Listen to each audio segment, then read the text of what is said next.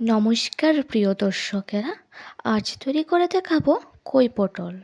খুব সহজ আর খুব মজার রেসিপি তৈরি করতে কি লাগছে দেখার জন্য ভিডিওটা শেষ অবধি দেখে নিন। এর জন্য প্রথমে কড়াইতে তেল দিয়ে দেব গরম হওয়ার জন্য।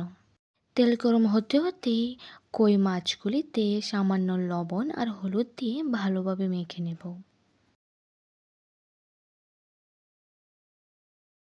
তারপর মাছগুলি ভালোভাবে মেখে সেই গরম তেলে একে একে দিয়ে দেব।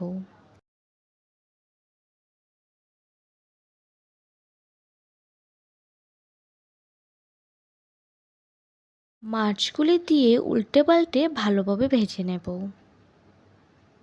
মাছগুলি ভালোভাবে ভাজা হয়ে গেলে তুলে নেব।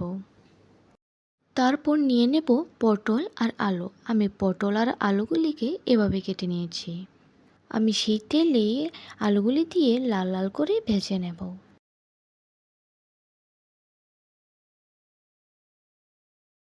আলুগুলি ভাজা হয়ে গেলেই তুলে নেব। তারপর সেই তেলে আগে থেকে কেটে রাখা পটলগুলি দিয়ে দেব।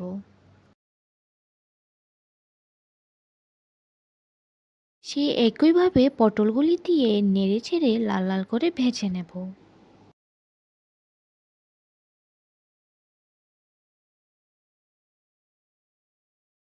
পটলগুলি ভালোভাবে ভাজা হয়ে গেলেই তুলে নেব। তুলে সেই কড়াইতে সামান্য পরিমাণ তেল দিয়ে এর মধ্যে দিয়ে দেব মেথি, তেজপাতা, এলাচ, দারচিনি আর দিয়ে দেব স্বাদ অনুযায়ী কাঁচামরিচ বাটা আর স্বাদ অনুযায়ী লবণ, হলুদ আর জিরার গুঁড়ো, ধনিয়ার গুঁড়ো আর দিয়ে দেব স্বাদ অনুযায়ী লঙ্কার গুঁড়ো দিয়ে কিছুক্ষণ নেড়ে চেড়ে মশলাটা ভেজে নেব। মশলাটা ভালোভাবে ভেজে এর মধ্যে দিয়ে দেব ভেজে রাখা পটল আর আলুগুলি। পটল আর আলুগুলি দিয়ে কিছুক্ষণ নেড়ে চেড়ে মশলার সাথে মিশিয়ে নেব। ভালোভাবে মিশিয়ে এর মধ্যে দিয়ে দেব পরিমাণ মতো জল। জল দিয়ে আবারও কিছুক্ষণ নেড়ে চেড়ে ফুটিয়ে নেব।